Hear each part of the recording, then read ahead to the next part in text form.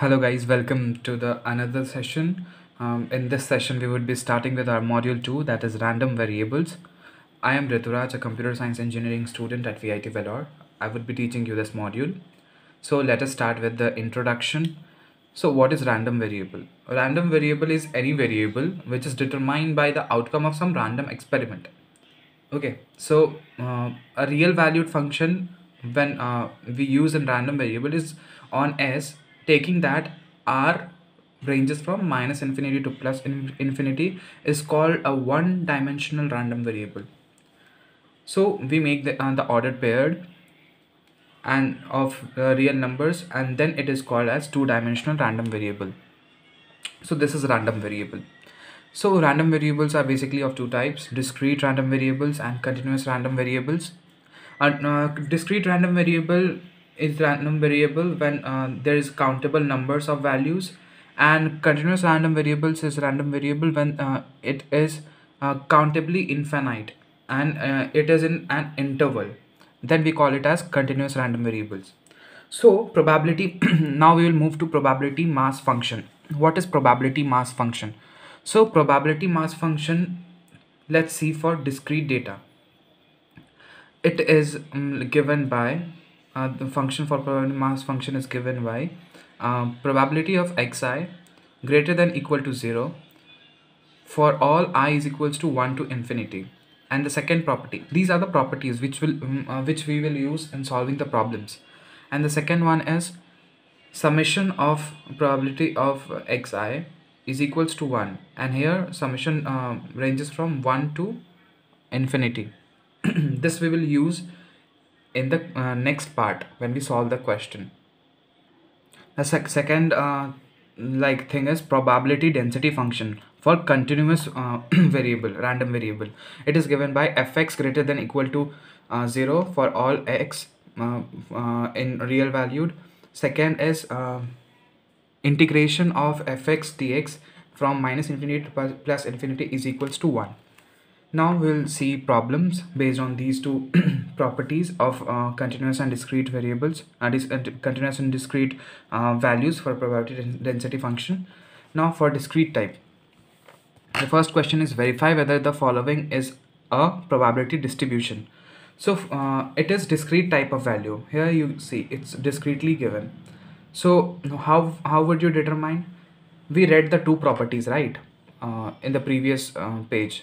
That is probability of x greater than equal to 0 for all x. And the second property is summation of px, probability of x, should be 1. So let us add 1 by 10 plus 2 by 10 plus 4 by 10 plus 2 by 10 plus 1 by 10.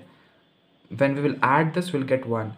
Therefore, both the conditions are satisfied in the given distribution, so it is a probability distribution. Now, let us see for continuous type. Probability distribution for continuous type.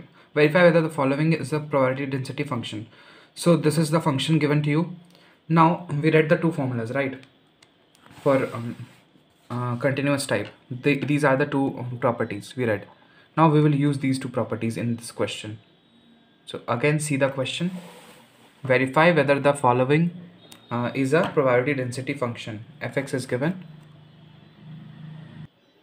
So now the first property is fx greater than 0 for all x. Here x ranges from 0 to 1.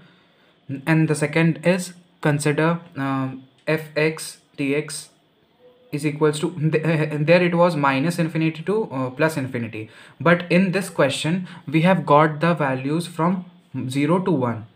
When we see the range of the function, it is 0 to 1, so we will put 0 to 1, not minus infinity to plus infinity. When we put 0 to 1 and write the function, that is 3x square, we will get 1. Therefore fx is a probability density function. Now let us solve this problem. So here we have been given probability density. Probability density is given. This is the probability density x and px. I have not drawn the line. You should draw the line in between, and it would be like this. Okay, And what we are required to compute, we need to compute A and also find probability of x greater than 6, probability of x less than equal to 6, right? So this is discrete type of data. These kind of data are discrete kind of data. So there was property, right, of discrete type of data for probability distribution. We have been given probability distribution, given probability distribution. Therefore, summation of px is equals to 1. When we add all the probability summations, then it should come 1. Let us add a plus 2a plus 3a plus 4a 5a plus 5a plus 4a again plus 3a plus 2a. This would be equal to 24a, and this is equals to summation of px. Now what we have got, summation of px is equals to 1, then this should be equal to 1, then a is equals to 1 by 24, right? The first answer we got. Sorry, you could not see, now you can see it. First answer we got 1 by 24, it's 1 by 24. Now the second question is probability of x greater than 6, right? So what how many ranges we have? We have 1 2 3 4 5 6 7 8. So what is greater than 6? 7 and 8. So here we can write probability of x is equals to 7 or 8, right? So what would it be? Probability of x is equals to 7 plus probability of x is equals to 8. Now what is probability of 7 and probability of 8? Probability of 7 is 3a and probability of 8 is 2a. So 3a plus 2a is equals to 5a. And what is the value of a? It is 1 by 24. So the answer is 5 by 24. So probability of x greater than 6 is 5 by 24.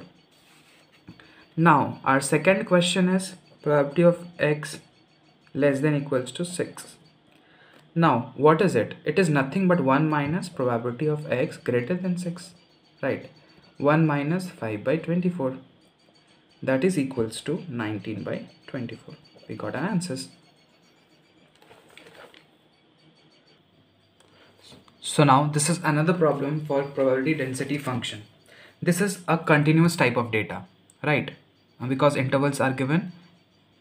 So, and it is in the form of fx.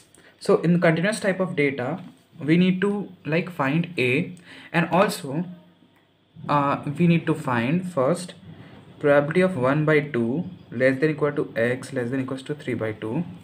Second, probability of x less than equals to 2. And third, probability of 3 by 2 less than equal to x less than equal to 3. So what we need to do?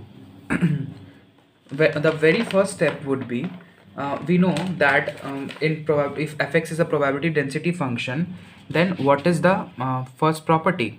Second property, it is minus infinity to infinity of fx, that is the function dx, is equals to 1, right? So here what is the value from which our x, that is x varies? X varies, the lowest is 0, and what is the highest? The highest is 3. Lowest is 0, highest is 3.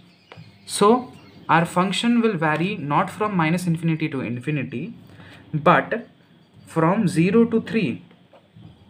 0 to 3 fx dx. Why so? Because if we take minus infinity to plus infinity also, then below 0 we will get the value 0, and above 3 we will get the value 0, 3 to infinity, because we don't have any function defined there.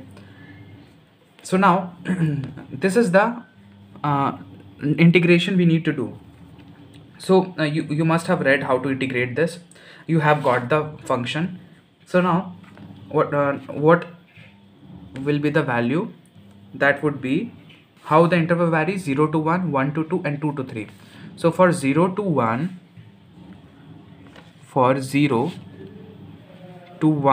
what is the function?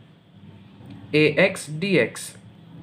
From 1 to 2, the function is a dx, plus from 2 to 3, the function is minus ax plus 3a dx is equals to 1. Right? How did I get that? For 0 to 1, the function is ax. For 1 to 2, the function is a. For 2 to 3, the function is minus ax plus 3. Right? This should be equal to 1 according to our property. Now, when we solve this, we will get a by 2 plus a minus 5a by 2 plus 3a is equals to 1. Now, this would give a is equals to 1 by 2. Right. Now, the first question was p of 1 by 2 where x ranges from 1 by 2 to 3 by 2. So here what we will do, we would integrate from 1 by 2 to 3 by 2 for what function? Fx dx. Now where is 1 by 2? 1 by 2 is in between here. 1 by 2 is here between 0 to 1.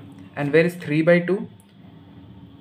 3 by 2, tell me, where is 3 by 2? Yes, 3 by 2 would range between 1 by 1 and 2. So how we need to separate the integration. So how would we do that? We will do 1 by 2 to 1. 1 by 2 lies here. 1 by 2 to 1. Then the function would be a x dx plus 1 to 3 by 2. And where is 3 by 2? 3 by 2 lies between 1 and 2. So the function would be a dx. That would give us 7 by 16 after integration. This is the answer for the first one. Hope you got that. Now for the second part, p x less than equals to 2. So what is less than equals to 2? That is 0 to 2, because we have the lowest value as 0, so it would be 0 to 2. So between 0 and 2 there is one interval, that is 1. So first we need to integrate from 0 to 1, then 1 to 2. So 0 to 2 fx dx would be first 0 to 1 fx dx plus 1 to 2 fx dx. So from 0 to 1, what is the function? Function is ax dx, plus from 1 to 2, what is the function? Function is a dx. When we integrate it, we will get 3 by 4. This is the answer for second one. Now similarly we would do for the third part. This is 3 by 2 x 3. So where what is the integration part? From 3 by 2 to 3 fx dx. So where does 3 by 2 lie? 3 by 2 lie here, in between here. And where does 3 lie? 3 lie here. So first we need to integrate from 3 by 2 to 2, then 2 by 2 to 3. So 3 by 2 to 2 fx dx plus 2 to 3 fx dx. Write the function. What would be the function from 3 by 2 to 2? 3 by 2 to 2, the function would be a, and from 2 to 3, the function would be minus ax plus 3a. So 3 by 2 to 2 a dx plus 2 to 3 minus ax plus 3a dx. That would be equal to 1 by 2. This would be the answer. So we are done with our question. This is all for today. Thank you.